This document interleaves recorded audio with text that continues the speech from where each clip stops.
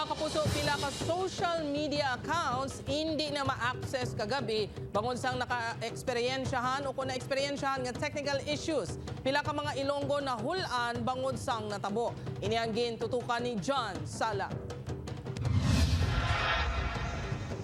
Ano ang imo mangin reaksyon kung nabasahan mo sa imo Facebook ag Messenger account ang mga tinaga nga session expired?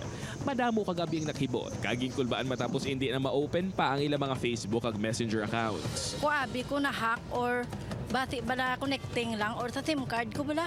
Ang social media ang parte na sa kabuhi sang tao, ilabi ng Facebook ag Messenger. Ini ang ginakuan man sang impormasyon, balita ka ginagamit man sa komunikasyon. Gani amo na lang ang kahangawa sang publiko. Ginkulbuan gid ako sir. Hay syempre ang damo man to ako gina-keep gid nga contacts kapin pa sa Messenger and sa Facebook. Importante naman sa relasyon sa magkagugma nga sa Colleen kag Kits ang komunikasyon. Mapatext man o kun online messaging. Gani lakip man sila sa mga naapektuhan. Wala ko kabalo nga nag-down na gali ang connection. Kag nakita ko nga delivered ba niya chat. Gawa rin ako sir. Nga wala na siya ka-reply. Paano sir, hindi ka reply kay ma'am? Okay lang. Text naman sir. Okay lang. Ang natabong ginakabig naman nga huol sang Iloy nga si Ella. Bangod pananglitan nga maimportante kung tani nga mensahe nga kinahanglan ipahibalo kagabi sa group chat nila nga mga ginikanan sang estudyante. Posible maulihi sila sa impormasyon.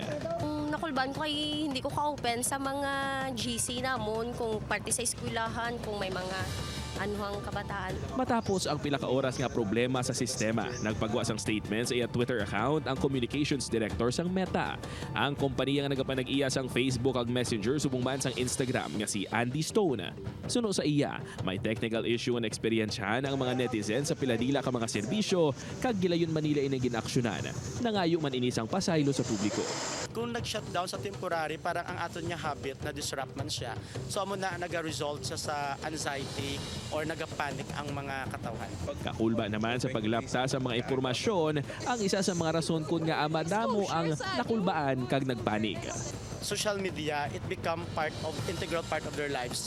Even ang mga secret things, mga memories naka-store in na eh. If they don't have control of those things, ang mga important files nila, so they would panic kay basi ma-reveal.